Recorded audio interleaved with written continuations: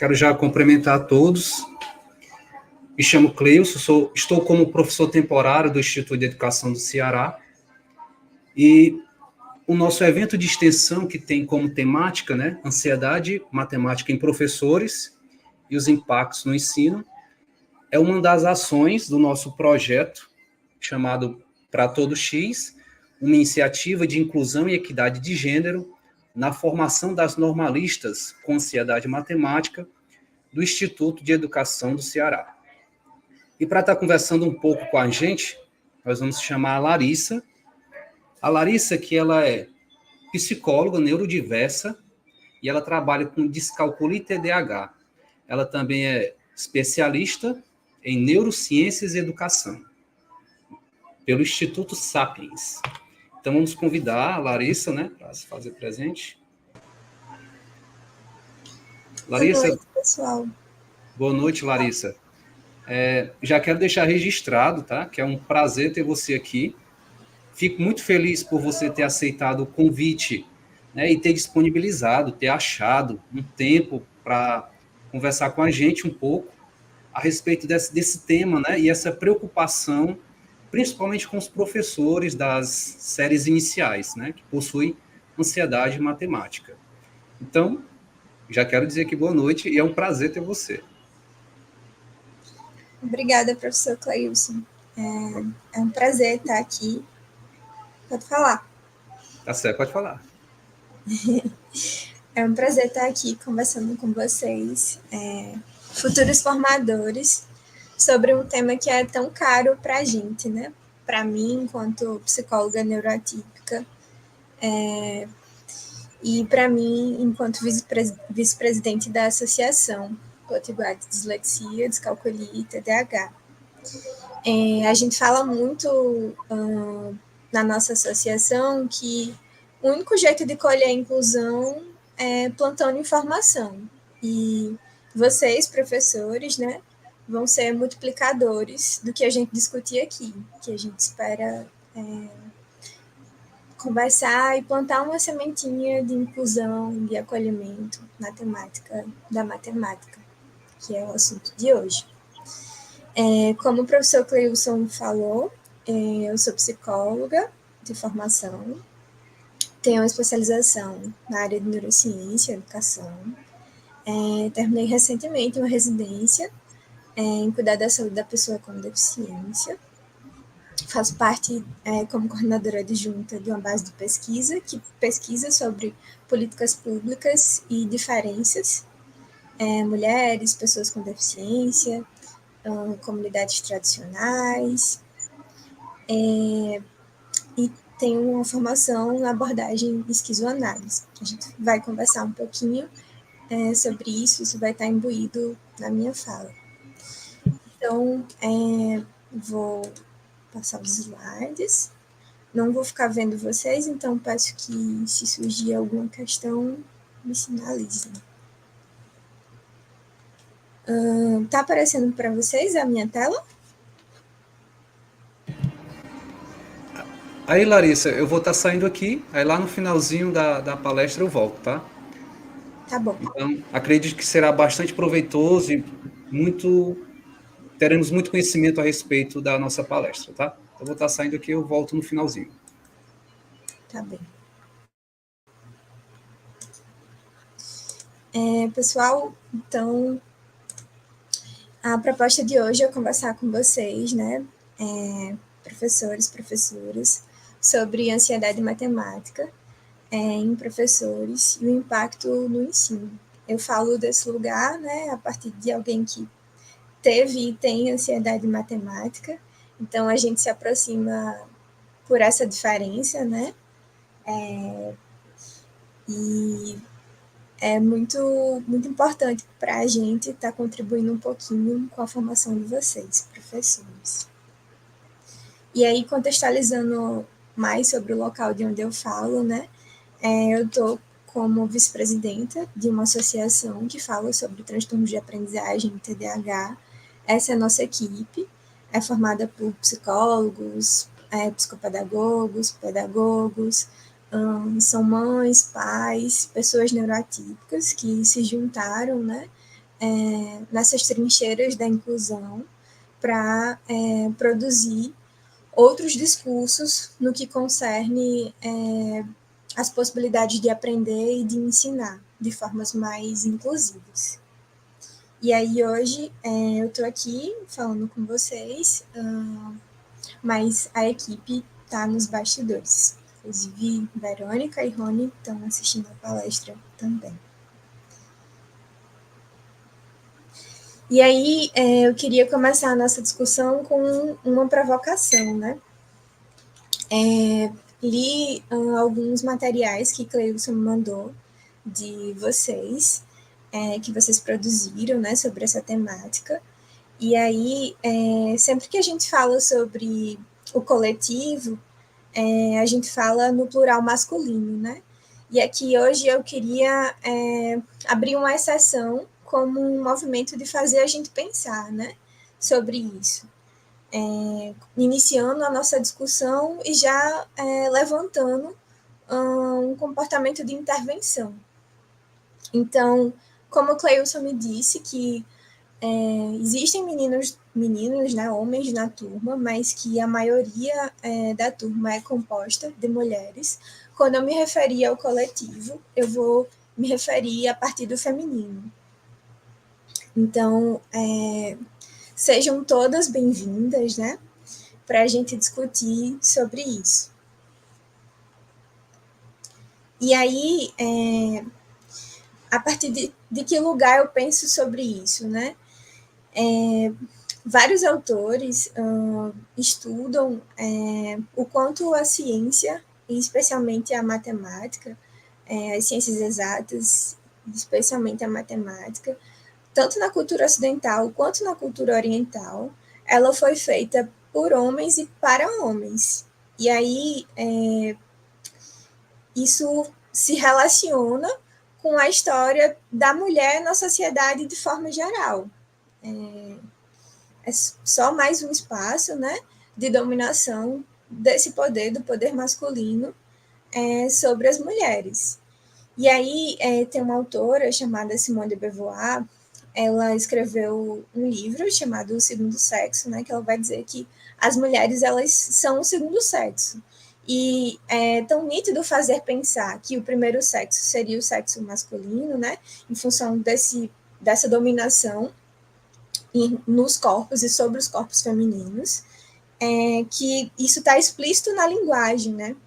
Então, sempre que a gente fala sobre o plural, por exemplo, mesmo que sejam 9 mulheres e um homem, a gente vai considerar o masculino.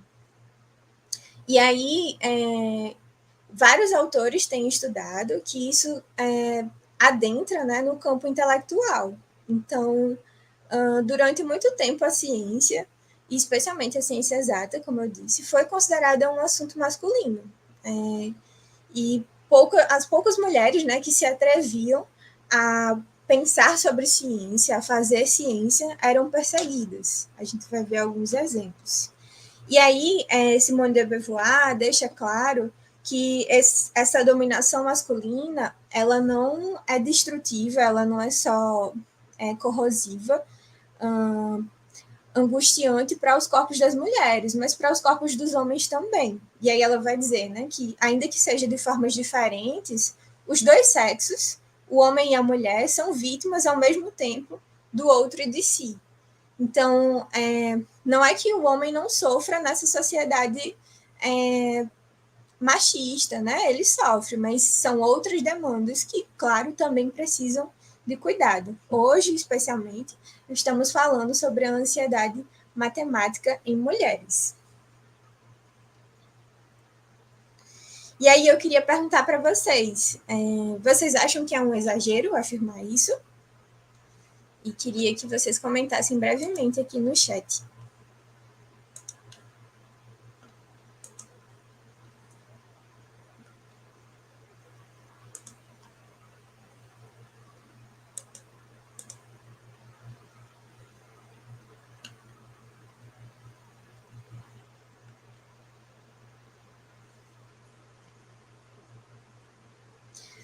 queria que vocês pensassem um pouquinho e me trouxessem, assim, né, como respostas, se vocês concordam que é um exagero essa afirmação de Simone de Beauvoir, por exemplo, né, de que a dominação masculina ela é tão estrutural, tão pulverizada na construção da nossa sociedade, inclusive da ciência, que isso marginaliza o interesse das mulheres por esse espaço, isso marginaliza as possibilidades de permanência delas nesse espaço, o desejo delas de se apropriarem por esse espaço, e que isso está nítido, inclusive, na forma como os discursos são colocados, como por meio da linguagem. Que legal que vocês concordam, né? E aí, quando eu estava pensando na palestra, eu converso e discuto, estudo sobre gênero em outros âmbitos, mas nunca tinha surgido a oportunidade de conversar sobre gênero e matemática. E aí, quis tirar a prova a fogo, né? Quis ver se fazia sentido, assim, ao pé da letra. E aí, coloquei lá no Google matemáticos famosos. E aí, de primeira, né, veio uma galera que a gente estuda na escola e que a gente vai construindo, né, um imaginário social, uma relação dessa ciência com esses autores, com esses escritores, com esses cientistas. E aí eu achei muito estranho, porque nessa primeira busca não apareceu nenhum tipo de informação sobre cientistas, né? Mulheres cientistas. E aí fui mais específica e coloquei assim, matemáticas famosas, né? Testei de várias formas, matemáticas famosas, matemáticos famosos, matemáticas grandes matemáticas, testei de várias formas diferentes. E aí apareceu como se fosse um erro do Google. E esse erro, ele diz muito para a gente, né? De como funciona a nossa sociedade e esse imaginário social. E aí eu acho que é importante a gente indagar, né? E afirmar se essas mulheres elas não existiram ou elas não puderam ter suas histórias contadas. E aí, pesquisando um pouquinho sobre isso, tive a oportunidade de fazer uma disciplina de mestrado sobre matemática e diferença e conheci algumas matemáticas que estudam sobre gênero. E elas me contaram, né, sobre mulheres matemáticas que foram revolucionárias e que, infelizmente, não tiveram o seu crédito devido, porque a sociedade não estava aberta para recebê-las, para acolhê-las, para acolher suas ideias. E trouxe exemplos, né, disso, que a Hipátia, a Sophie Germain, a Ada Lovelace, inclusive a Sophie Germain, ela foi perseguida e queimada, porque suas ideias eram revolucionárias demais. E aí, em alguns contextos, né, ser mulher, por si só, já é um ato de rebeldia. Ser uma mulher matemática na ciência é um ato de rebeldia. Então, a gente já consegue pensar, né, sobre a posição que vocês ocupam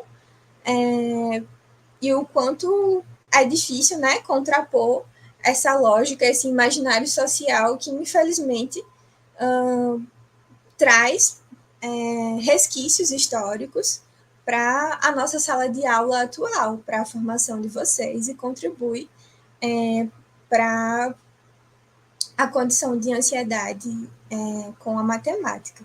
Queria perguntar para vocês, partindo um pouco mais da história enquanto sujeito, né, saindo um pouco do coletivo, sobre as memórias que vocês têm com essa ciência ao longo do desenvolvimento. E aí podem escrever aí no chat, eu vou lendo. E, enquanto isso, vou contando um pouquinho sobre a minha experiência. Como eu disse para vocês, eu tenho ansiedade em matemática também, tenho um transtorno de aprendizagem em matemática, com diagnóstico tardio. E quando eu penso em matemática, eu penso como aquela professora bem carrancuda daquele filme Matilde, ou como a personagem velha e chata dos Monstros S.A. E isso se configurou, né, no meu desenvolvimento a partir de várias experiências que eu tive e que antecederam, inclusive, o meu próprio contato enquanto sujeito, enquanto indivíduo com essa ciência. Eu lembro que quando eu era criança, eu trazia as minhas queixas de dificuldade com a matemática para minha mãe, e aí ela mesma me contou uma história muito ruim que ela teve com um professor que era muito carrancudo, assim,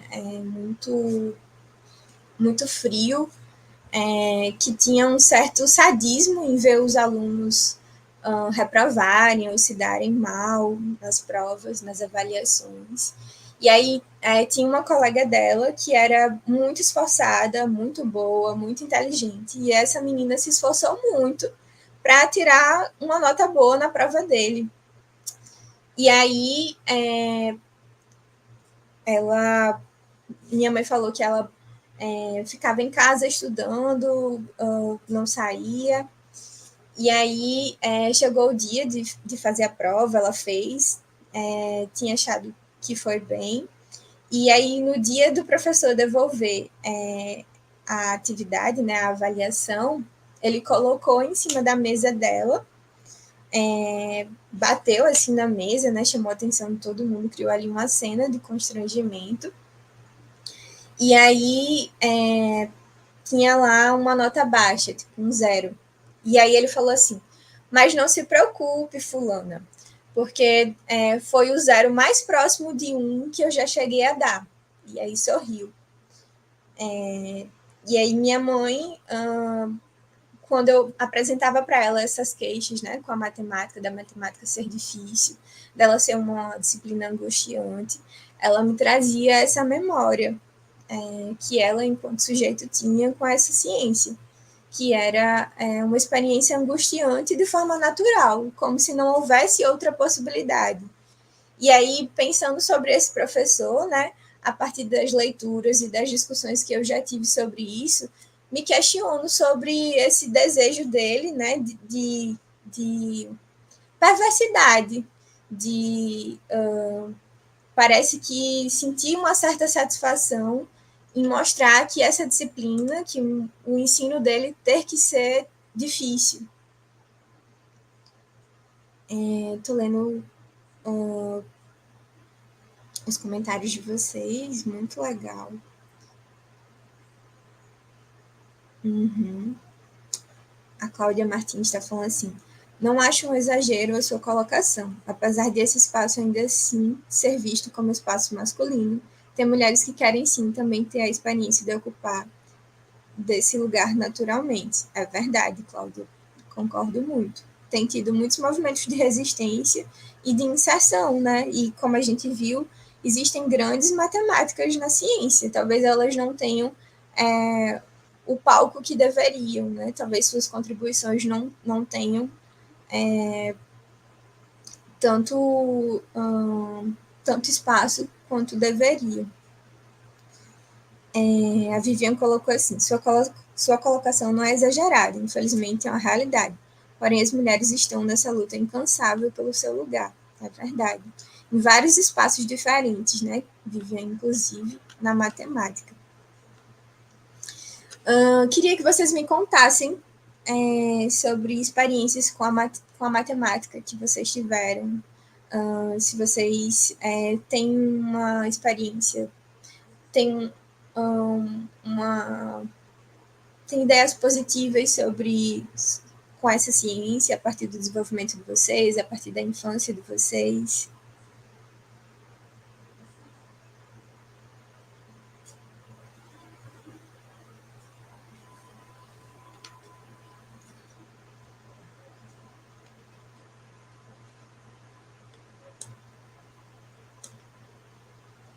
A Josefa falou assim: eu não lembro muito dos meus primeiros anos letivos, mas tenho dificuldades em matemática.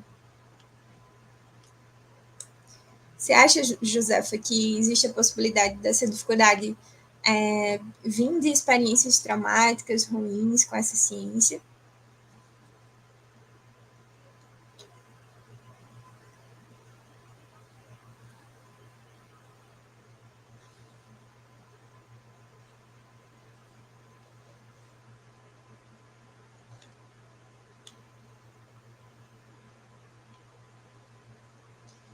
Vou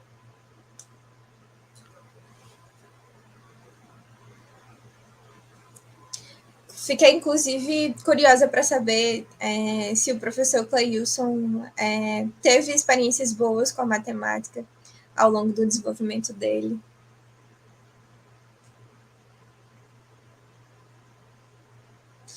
É verdade, Juliana Siqueira.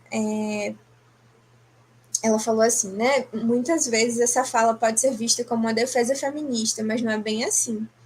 E aí é importante a gente lembrar sempre que essa cultura, né, machista, de submissão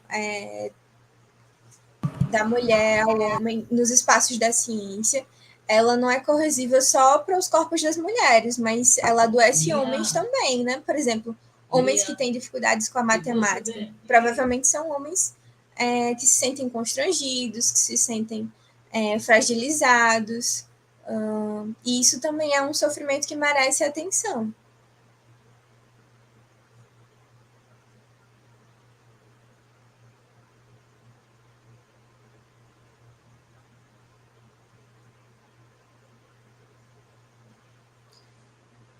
Maria de Lourdes falou assim: eu sinto muita dificuldade pelo fato do meu déficit de atenção e por ter iniciado meus estudos já na minha adolescência. Olha aí, são vários pesos diferentes, né? Para além do gênero. Tem o transtorno de déficit de atenção, e tem o fato de ter iniciado os estudos mais tarde, né? Que vai dizer de uma outra relação com esse conhecimento, tanto do ponto de vista orgânico, que vai receber esse estímulo mais tarde, esse estímulo formal, porque é importante dizer que a matemática ela está em todos os espaços, né? E a gente se relaciona com ela de várias formas diferentes, não só na sala de aula. Mas que isso diz de um prejuízo na aquisição dessas habilidades formais.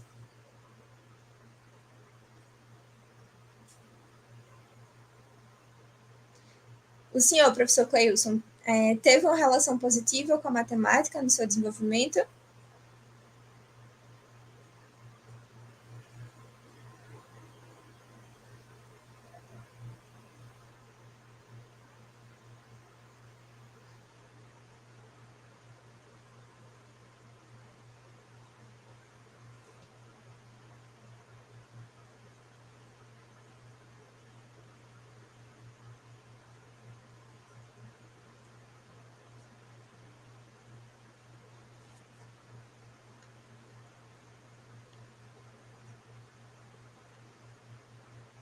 É verdade, Cláudia. É uma pergunta muito importante, porque a gente aprende com afeto, né?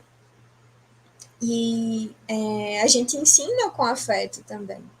Então, essas experiências que vão estar imbuídas aí na formação do seu desenvolvimento, do seu sujeito, vai influenciar na sua conduta profissional, na relação que você vai estabelecer com essa ciência que você ensina. Então, se haver com isso, né, pensar sobre isso, cuidar disso, é uma forma de também construir um perfil profissional mais carinhoso, mais íntimo sobre o que estuda, sobre o que ensina.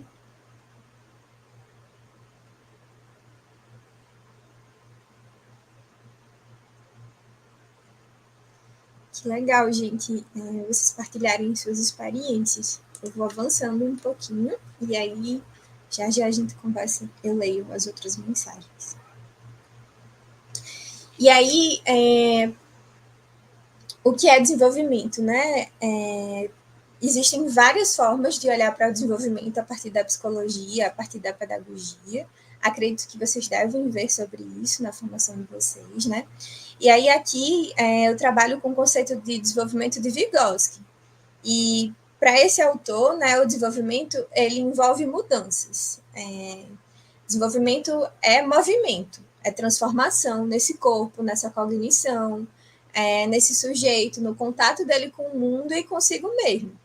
E aí, para a gente falar de desenvolvimento, a gente fala de mudanças universais, ou seja, mudanças que ocorrem em todas as crianças, né, relacionadas à maturação do organismo, ou seja, faixas ou períodos de desenvolvimento que são gerais para os seres humanos, né, como ficar em pé, andar, falar. E isso tem pouca influência da cultura, mas envolvem mudanças individuais também, que se referem a essas características, né, que a gente tem conversado aqui um pouquinho, que passa de pessoa para pessoa e que tem uma forte influência do contexto em que essa pessoa se encontra, o contexto a qual essa pessoa está imbuída, né? Está imersa. Então, passa por relações de gênero, de raça, de classe, passa por fatores como personalidade, autoestima, valores e determinadas competências cognitivas.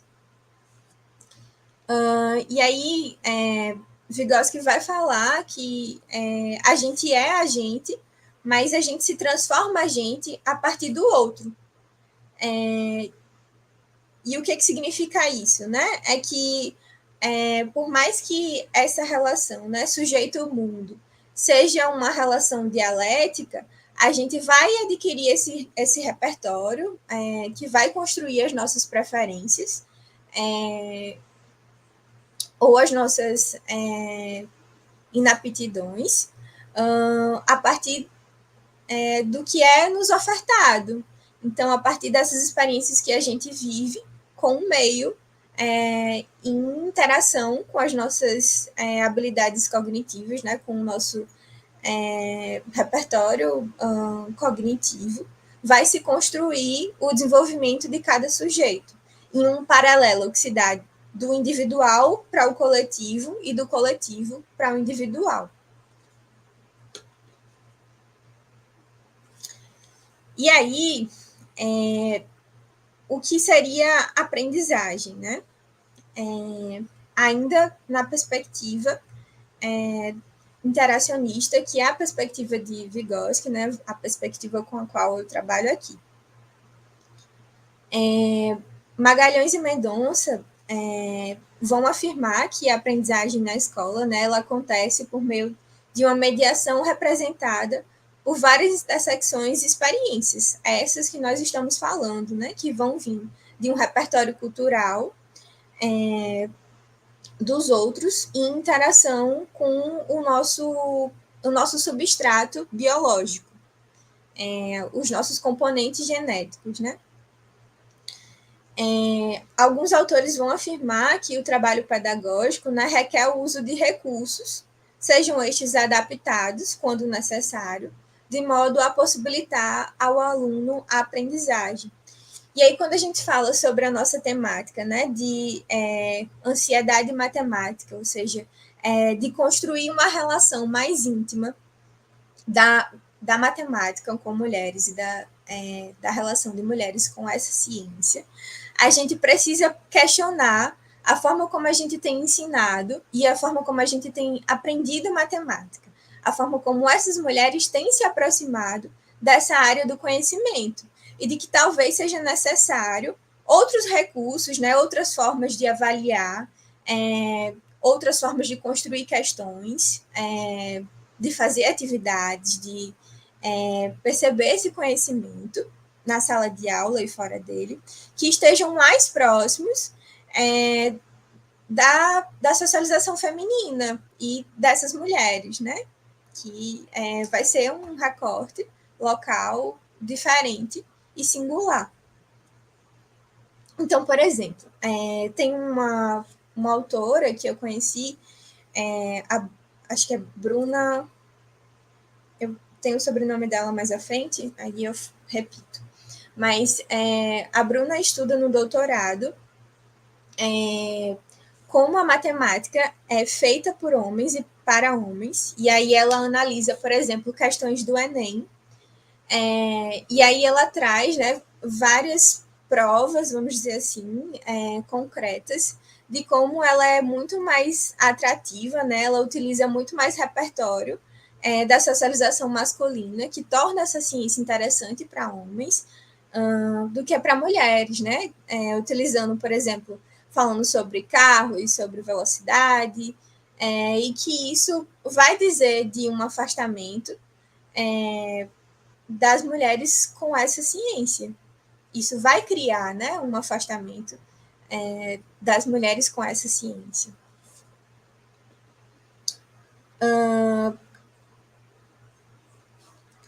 E aí, levando em consideração, né, que o professor, como mediador do processo de ensino-aprendizagem, tem esse papel de trazer conhecimentos que sejam significativos e singulares para cada sujeito, ou seja, para cada mulher que aprende, dentro das possibilidades desse substrato biológico, né, que cada mulher vai ter, que cada um vai ter na sala de aula, a gente pode pensar na potência, né, de trabalhar essa questão com vocês, mulheres que sentem ansiedade matemática e que vão lidar com alunos e alunas com os mesmos sintomas. E aí, queria que vocês me dissessem, assim, hoje, de 0 a 10, o quanto vocês se sentem confiantes com a matemática?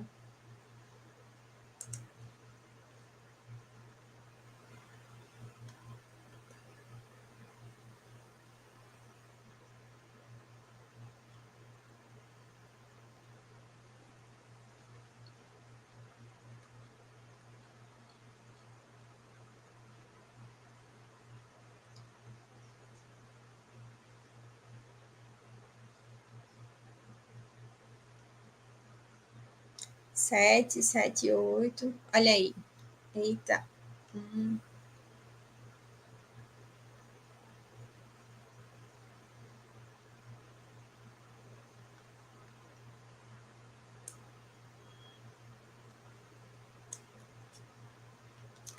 0 a 10, gente.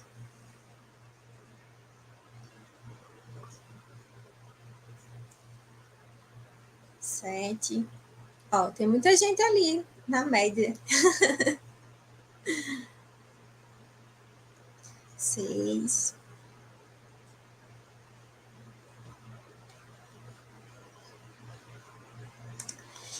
E aí, o que seria isso, né? O que seria a ansiedade matemática? Vários autores têm trabalhado sobre isso, muita gente tem pesquisado sobre isso. E eu trago aqui uma definição, né? Que diz que são padrões de fuga e esquiva em situações que exigem o uso da matemática, bem como reações fisiológicas desagradáveis, atribuições negativas à matemática e autoatribuições negativas. E aí é importante a gente tirar esse conhecimento e da forma estratificada como ele é posto no nosso ensino e compreender a magnitude dele na nossa rotina, na nossa vida. Então, a matemática está em tudo e é possível que essa sintomatologia, né, de padrões de fuga e de esquiva traga um prejuízo emocional para o funcionamento na rotina dessas mulheres, desses sujeitos. Então, por exemplo, ao passar o troco do ônibus, ao ir no mercado e precisar passar as compras, ao fazer uma receita de bolo.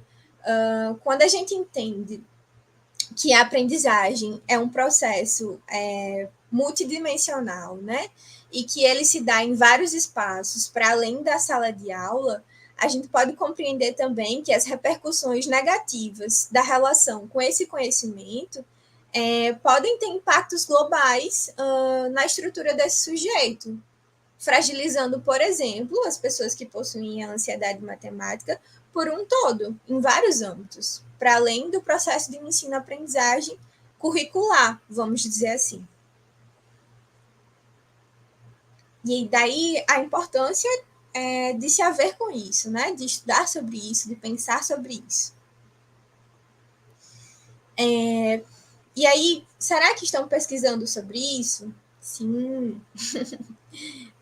O professor Cleilson me mostrou o material que vocês têm produzido, mulheres e homens, sobre essa temática, e é muito importante, né, sair desse lugar de vítima dessa estrutura, dessa estrutura hierárquica, dessa estrutura que vai construir essa relação negativa com esse conhecimento e se transformar em um agente, né, de construir outras narrativas, outras possibilidades. Mas, para além de vocês, tem outras mulheres nessa luta. E aí eu trago alguns exemplos, né? A Bruna Sanchez, que, por exemplo, eu falei para vocês, a Vanessa Franco vai estudar sobre matemática e gênero, a Luísa Borges e a Tainá Bonfim. Eu fiz questão de trazer mulheres que eu conheço, que são brasileiras e que são gente como a gente. E que estão pensando sobre isso, né? Para construir outras possibilidades de matemática para mulheres.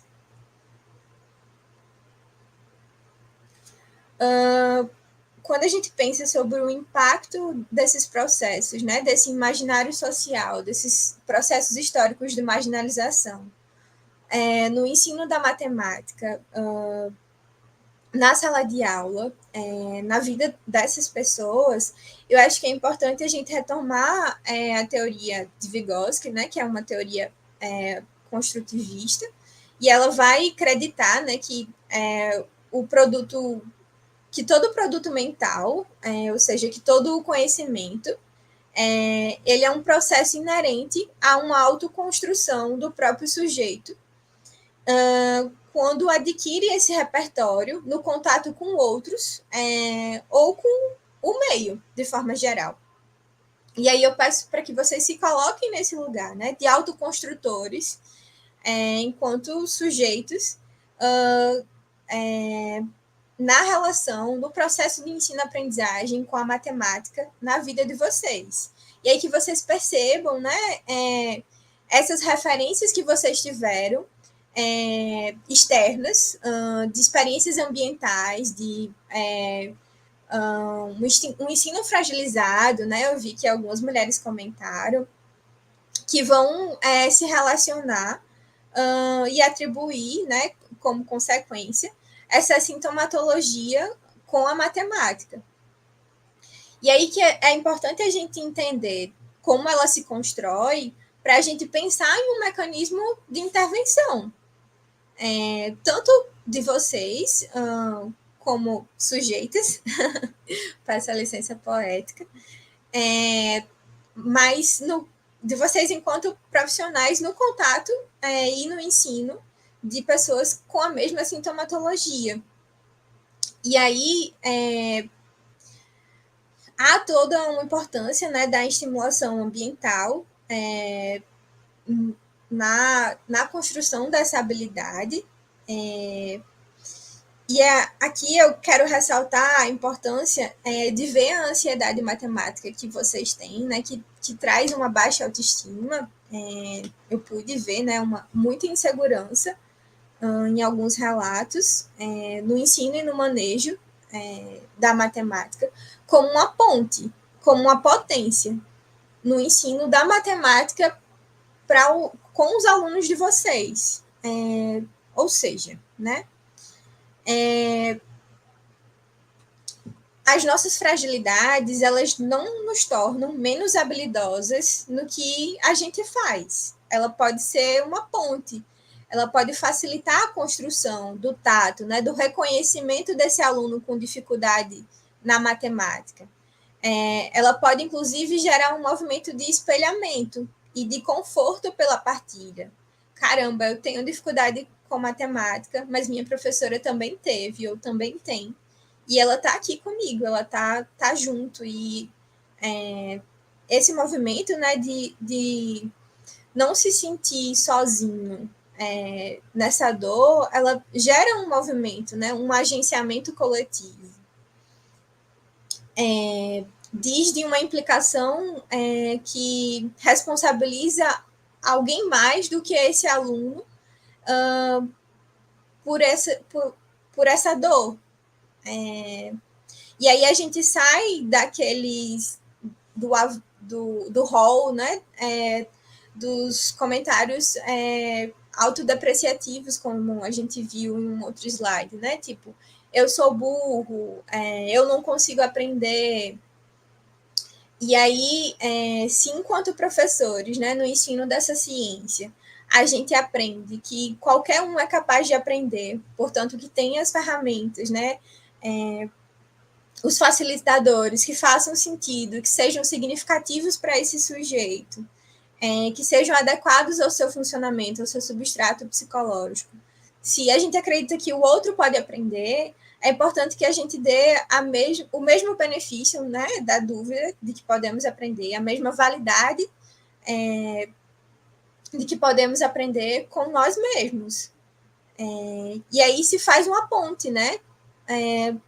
Uma ponte que torna a ansiedade matemática potente, não fragilizadora.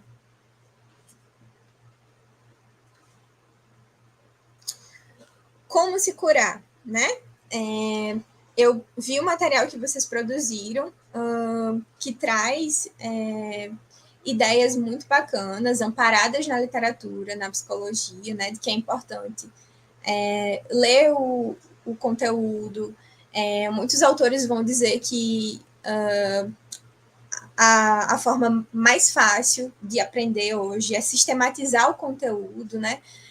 Então, utilizar mapas mentais, enxugar ele, né, a partir de conceitos, revisar sempre que possível para se sentir mais seguro desse conhecimento, desse lugar de repassar, da aquisição desse repertório, né, da construção de uma intimidade e de uma flexibilidade cognitiva no manejo desse conhecimento.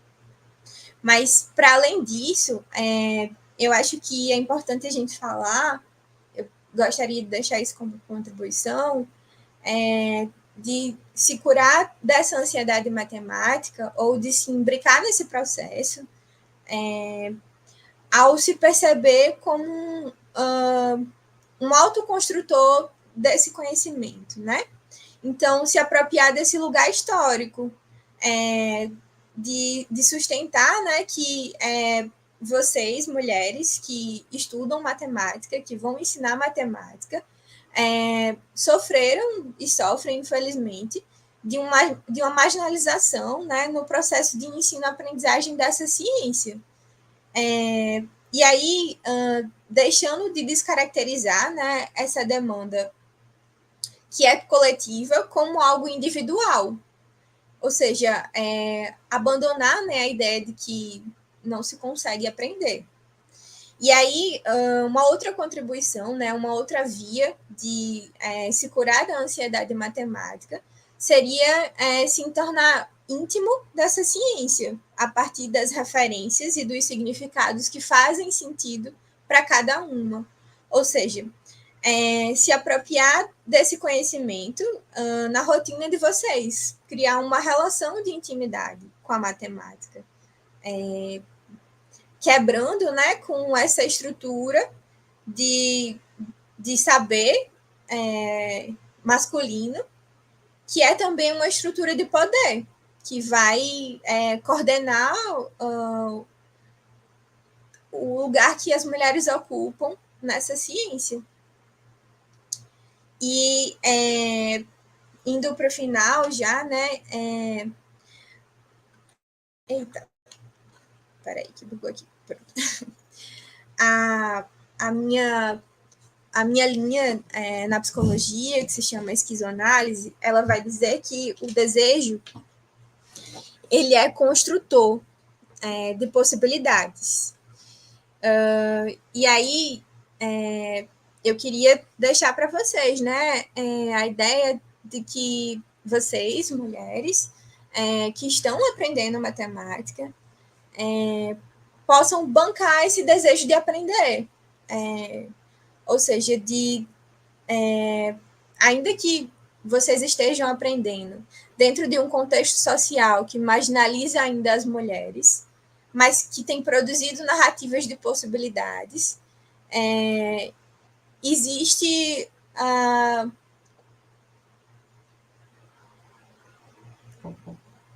a possibilidade de construir novas narrativas com a matemática e que vocês são agente nesse processo. De novas possibilidades de relações com a matemática a partir da diferença. Então, construir uma relação pessoal com essa área do conhecimento, né, no âmbito individual da vida de vocês, do âmbito subjetivo, e lutar no campo social, né, por meio da ciência, como vocês têm feito, produzindo artigos científicos, discutindo com mulheres sobre isso, discutindo com homens sobre isso, homens discutindo com homens sobre isso, para que hajam mais possibilidades de mulheres na matemática. E aí a gente faz uma esfera de intervenção, né, tanto na esfera subjetiva desse corpo, que foi moldado para não gostar dessa ciência, para não se relacionar com essa ciência, mas de um ponto de vista macropolítico, né, das grandes estruturas. E aí talvez exista a possibilidade de, no futuro, a gente ter outras referências quando pensa em matemática. E nessa referência hajam mulheres. Indo para o final, né, eu trouxe essa frase de Malala, que é uma ativista, uma mulher que era uma criança quando precisou reafirmar o desejo de aprender, e ela traz a potência que é a vida dela, de uma criança, de uma professora e de uma caneta, né? Ela diz que essas combinações podem mudar o mundo.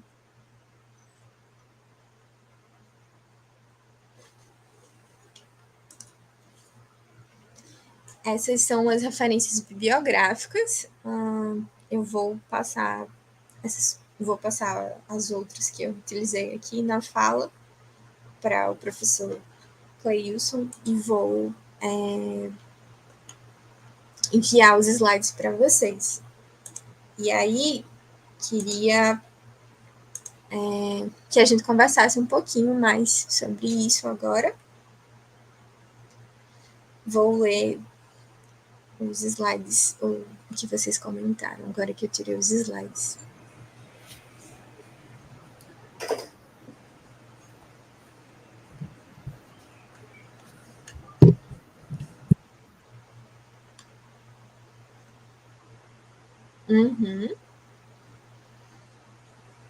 Vi muitos comentários bonitos, inspiradores, potentes.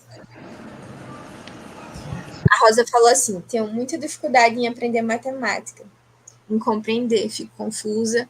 Retornei aos estudos ano passado, tenho professores excelentes, mas não consigo aprender. Rosa, tem alguns estudos que dizem que a descalculia ela é mais comum, o perfil neuropsicológico desse transtorno seriam de mulheres, em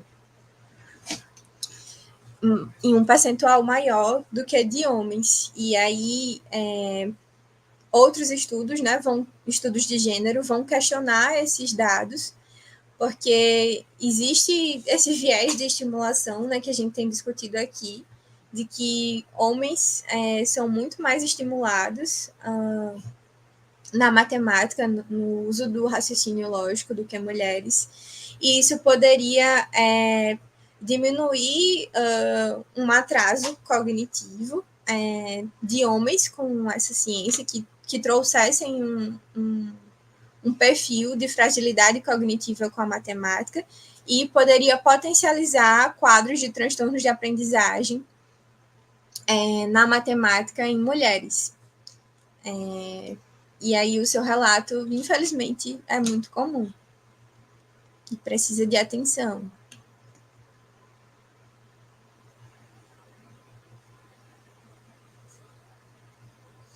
A Cláudia disse assim, se eu não tivesse conhecido o professor Cleilson antes dessa palestra, teria colocado uma nota mais baixa. Olha aí, a gente fala de um agenciamento, né? De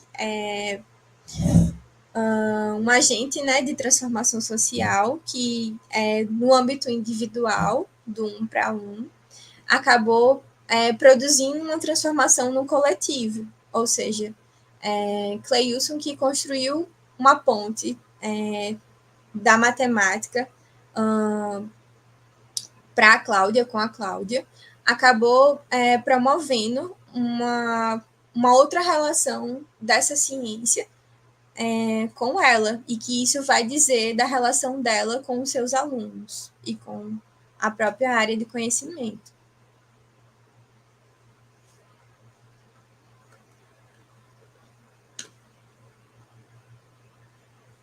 Raquel falou assim, utilizar métodos de ensino que tornem a matemática mais acessível e menos intimidante, como jogos e abordagens práticas, pode ser benéfico. É verdade, Raquel. A gente sabe, né, que, infelizmente, a forma como o ensino se dá na sala de aula ainda é muito estratificado, né, e a gente perde a perspectiva tridimensional que ele ocupa enquanto função social na nossa vida. Então, a matemática ela está em tudo. Ela está pulverizada, a gente utiliza ela todos os dias. E aí, no ensino da matemática tradicional, infelizmente, ela ainda fica em 2D, né, que é no papel. E trabalhá-lo a partir das referências concretas dá mais possibilidades de utilizar esse conhecimento na vida desse sujeito e dá mais chances de aprender.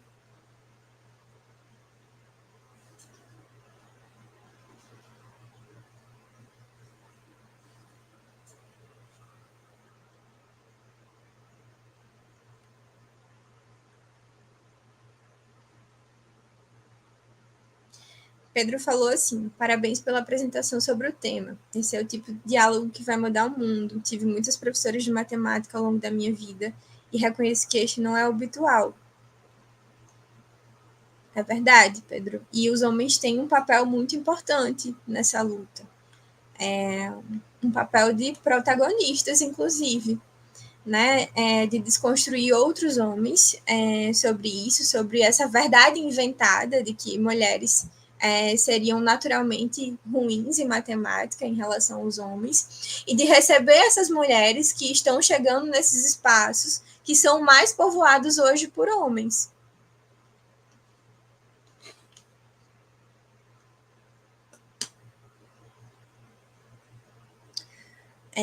Darnícia falou assim, eu passei muito tempo sem estudar e hoje tento lembrar, mas está difícil para mim.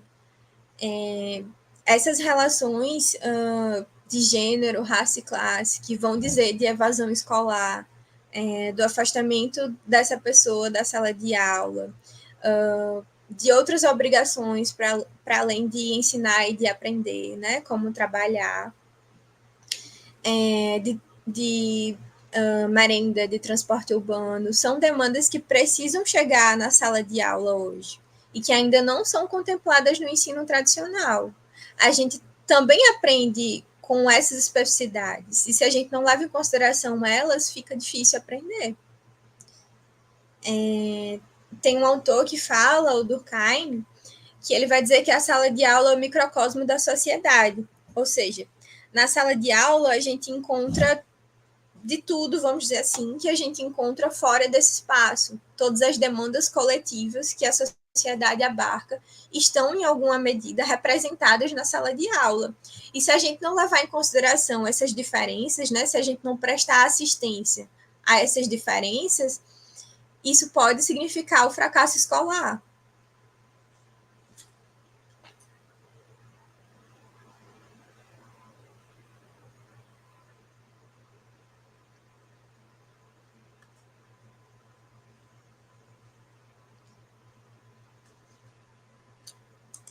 Eu agradeço muito, pessoal, o feedback positivo.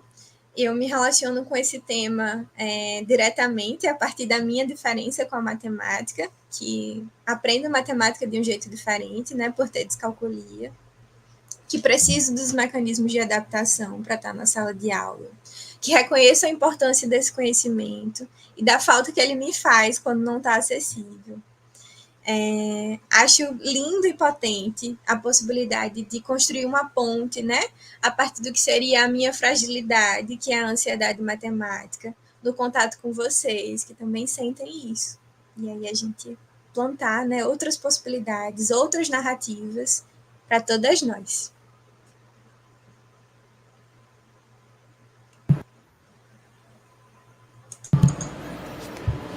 Muito bem, Larissa. Já agradeço aqui a sua fala. Foi muito rica a sua abordagem e muito enriquecedor para a nossa pesquisa que a gente está realizando. Você tinha falado no início da live a respeito do professor sádico, né? O sadismo. Eu já tive experiência com isso. Tive, sim, principalmente na faculdade, né? Na faculdade a gente teve muito isso, mais na questão das avaliações, né? O professor bom, era aquele professor que reprovava, que passavam 3 alunos. Esse era o professor bom. Mas, assim, a educação nessa certa faculdade, né? Ela é vista dessa maneira. A educação dela é vista como eficaz quando há uma grande reprovação, né? Mas quando a gente tem um perfil crítico, a gente percebe que educação não é isso, né? Outro detalhe, eu observando o chat, também as nossas rodas de conversa, que geralmente a gente realiza, eu percebo que quando traz a temática ansiedade matemática, ela não é uma coisa que acontece hoje, né, nesse ano ou no ano passado. Sempre são coisas referentes à infância, né, à adolescência, e a gente pode até perceber que o perfil de um educador, o perfil do professor, ele vem muito do seu histórico, né? O professor ele já vem, né, com a sua bagagem cultural da infância, da adolescência e depois agregada com os valores da faculdade, né? Mas o histórico que ele traz, os traumas lá da infância, é que são refletidos até hoje, né? A gente percebe no chat muita gente aí comentando, né? Sobre os professores trazendo a exposição do aluno, né, trazendo, sei lá, uma fala violenta, quando tinham, sei lá, 8 anos, 10 anos, na quinta série, na sexta série. Então, são coisas que aconteceram antes. E eu acredito que, por não ser coisas atuais, não vai ter também uma solução de imediato. Então, vai ser uma coisa construída, né, dia após dia, com exercícios simples, né? Por exemplo, a exposição, você escrever os seus problemas, né, em uma folha de papel para tentar dar mais significado, né? Conversar com os colegas, saber que tem muita gente nesse mesmo barco, que você não está só, né? Tem também muitas pessoas que passam por isso. Até você comentou, né, que você também tem, né, essa certa dificuldade, né? Mas que em nenhum momento você deixou por vencer, né? A gente sempre vai buscando estudar, porque acredito que nenhum conhecimento é inacessível para a mente humana. Então, todo conhecimento pode ser adquirido por quem quiser que seja, através do esforço, né? E por ações ativas. Inclusive, a nossa palestra aqui, que você está tendo aqui com a gente, ela é uma ação ativa. Eu mandei um link aí no chat, tá? Esse link é do certificado. Vocês preencham aí. Até se alguém teve algum celular que descarregou, mande lá no chat também para a pessoa conseguir responder, tá? São 3 perguntas: seu CPF, seu nome completo e se é aluno do Instituto. Lembrando que só vai ganhar o certificado quem é aluno lá do Instituto. Larissa, aí eu acho que a gente pode responder umas 3 perguntas, né? enquanto as pessoas vão fazendo perguntas aí, a gente vai responder umas 3 perguntas, porque já está chegando no nosso horário. Mas antes disso, né, então, Larissa, eu vou até fazer alguma pergunta aqui para você. É um tema um pouco debatido, né, principalmente nessa temática, né, dos professores iniciais, das séries iniciais. Eu vejo poucos artigos tratando sobre ansiedade matemática. Pode haver até estudiosos, mas, por exemplo, nas faculdades aqui, eu não percebo nenhum artigo, nas faculdades próximas aqui do Ceará, eu não vejo nenhuma atenção dada a essas professoras, né, o que elas passam em sala de aula. Porque quando a gente é professor do médio, quando diz assim, né, esse aluno foi oriundo de onde? Sempre vão botar a culpa em quem? Não, as culpas foram das professoras das séries iniciais.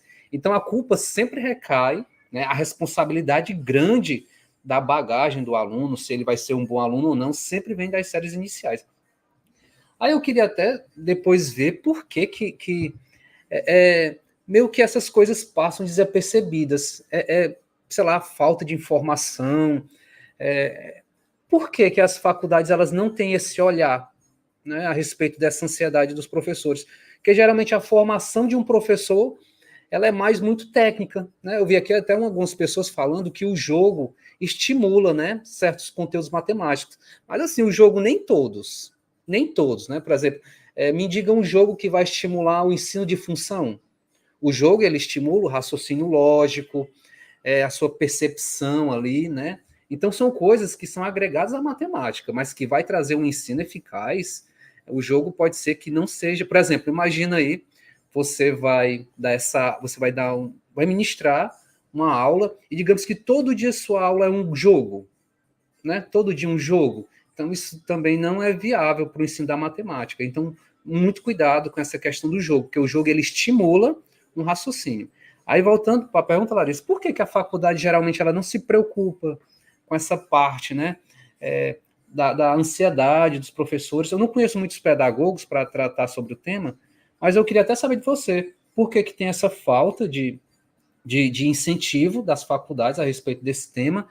E eu queria saber também se as pedagogas, se você tem algum conhecimento, se no ensino de pedagogia tratam sobre o tema. Eu não sou pedagoga, então eu não tenho esse lugar de fala, assim, eu sou psicóloga, né? Mas estudo sobre inclusão há alguns anos. Estou imbricada com pedagogos todos os dias, minha mãe é pedagoga também.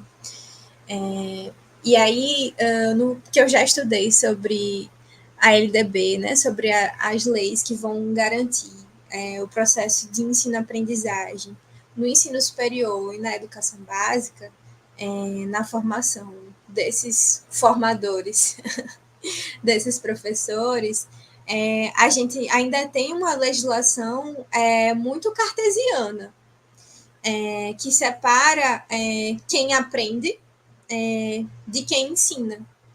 E aí, por mais que a gente tenha essas discussões, né, construtivistas hoje, de que a gente aprende com afeto, a gente aprende a partir do nosso repertório, a forma de ensinar esses formadores, esses professores que ensinarão mais tarde, ainda é muito separada do contato, das implicações afetivas que esse formador vai ter no contato com esse conhecimento. E aí se cria uma lacuna, né, na intimidade desse conhecimento com esse formador, na forma como ele vai se posicionar formando. Uma outra questão que a gente pode discutir é sobre o avanço que a Política Nacional de Educação Especial e outros documentos legislativos têm feito em implicar a necessidade de metodologias ativas, de mediações pedagógicas, que digam de outras formas de ensinar e de aprender, que contemplem diferentes perfis cognitivos de professores que estão em formação e de alunos que vão ser formados por esses diferentes perfis cognitivos. Então, você trouxe o exemplo do jogo, né? Hoje existem muitas pessoas estudando na área da educação especial, o como o jogo é potente, né, a partir de uma ferramenta concreta da realidade, para ensinar diferentes conhecimentos para pessoas com DI, por exemplo, né, deficiência intelectual.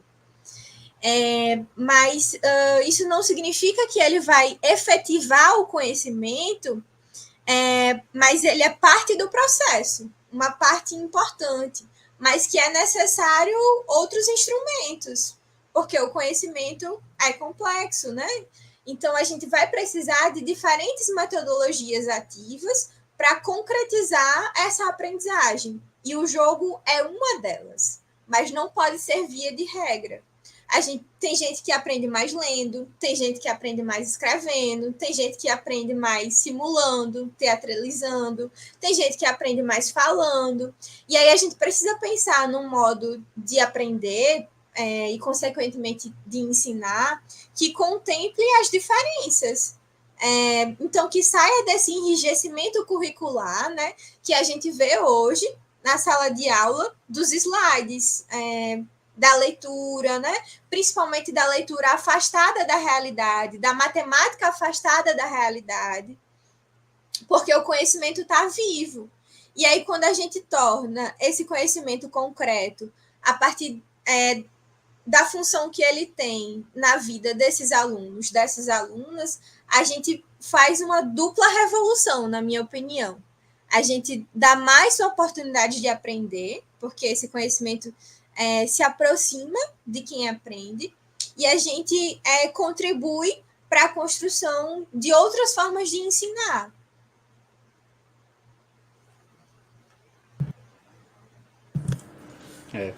Realmente, né, o jogo ele auxilia, né? Mas ele não vai substituir aquela parte técnica, né? Aquela parte mais dos cálculos matemáticos, né? Aqui ninguém fez nenhuma pergunta no chat.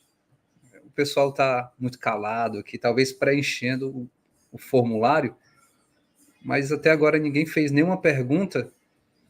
Mas eu acho que ninguém talvez não faça nenhuma pergunta, porque realmente a sua abordagem ela foi muito sucinta, muito pontual. Gostei bastante, viu? Então, Larissa, eu acho que a gente pode encerrar por aqui. Já quero novamente deixar registrado que foi um prazer, tá certo? Ter você aqui, ter conhecido você, né? Que foi simplesmente uma pesquisa pelo Instagram, que a gente ali, né, se conheceu para trocar ali uma ideia. Fico feliz por você estar até conhecendo a nossa escola, né, que é o Instituto de Educação do Ceará, que não tem tanta visibilidade, tá? Mas que ali tem pessoas muito dedicadas, principalmente nesse quesito de formação de professores, pessoas que querem lutar com a educação, que não é fácil, né? A gente que trabalha com educação é muito difícil, é muito detalhado, e sempre vem essa preocupação, né? Como formar um ótimo professor? E parece que cada dia surge algo para agregar a vida e a formação do professor, né? Então, essa palestra, para mim, foi muito rica, eu acredito para todo mundo que está no chat. Pode ter somente 30 pessoas, porque a gente limitou somente aos alunos da nossa turma mesmo. A gente não quis expandir, mas realmente a live ela depois vai ficar online, mas é porque eu queria que a gente ficasse mais próximo, né? As pessoas participando. Eu queria que fosse mais da nossa comunidade escolar. Por isso que eu queria deixar mais fechado com a gente, que as alunas tivessem mais visibilidade, tá? Que ninguém tirasse aqui o lugar delas, né? Que elas tivessem um lugar de fala. A Cláudia aqui participou bastante, ó, Maria de Lourdes aí, né? Sempre participando, a Raquel Lima. Então, muita gente participando e pessoas que estão na nossa, trabalhando juntamente com a gente, né, na questão da formação de professores. Polaris, foi um prazer. Eu vou deixar aí você falar suas considerações finais e a gente pode estar encerrando logo em seguida. Tá bem. Eu vou agradecer também, como eu falei ao longo da palestra, o conhecimento ele é co-construído, né? E ele não teria se consolidado se eu não tivesse mediado daqui e vocês não tivessem mediado daí. Então a gente construiu essa palestra. Foi muito gostosa para mim. Fico feliz que tenha sido para vocês também. E aí termino reiterando, né, a última frase que eu trouxe, a potência dessa narrativa, né? A Malala, ela é uma paquistanesa que, quando criança, né, acho que em 2012, ela foi atentada por um grupo terrorista, né, do Talibã, quando voltava para casa, depois de uma manhã de provas na escola, porque ela tinha o desejo de estudar. Ela era mulher e queria estudar, e isso era inadmissível. E ela não desistiu do desejo dela, né? E transformou ele em um agenciamento coletivo, em uma construção coletiva, né? E hoje, quando ela diz, né, que uma criança, uma professora e um lápis e um livro podem mudar o mundo, é porque ela afirma que ela, enquanto criança, junto a uma professora, uma caneta e um livro, mudou-se o mundo dela, né? Então, quando a gente consegue conquistar, capturar, garantir o desejo do ensino da matemática de um aluno, parece uma boa forma, né, de iniciar, avançar nessa ciência que a gente quer construir com mais diversidade no futuro. E aí isso parece ser uma boa forma também de acolher a nossa própria ansiedade matemática. Obrigada, meninas e meninos. Pois obrigado, Larissa, e boa noite. Eu agradeço, tá certo, em nome do Instituto de Educação do Ceará e todos que fazem parte do projeto. E a gente vai se comunicando, tá? Essa daqui pode ter sido só a primeira de muitas. E a gente vai tentar, né, estreitar, a gente vai ficar mais próximo aí da sua associação, né, que trabalha com a dislexia, né, com TDAH, viu? Então a gente vai se comunicando aí para posteriormente, sei lá, ter alguma forma também de colaborar com alguma ação nossa ou uma palestra lá futuramente, tá? Tá aparecendo para vocês esse último slide? Pronto, deixa eu colocar aqui. Tá aqui, ó. Queria pedir para vocês seguirem. Esse é o meu Instagram, né, onde eu falo especificamente sobre ansiedade matemática e descalculia, e o Instagram da associação com que eu trabalho, que vai falar sobre dificuldades com os processos de ensino-aprendizagem a partir da diferença, de forma geral. Vai ser um prazer tê-los lá e a gente continuar conversando sobre isso. Um beijo. Pronto, Larissa, então, boa noite e até mais. Tchau, tchau.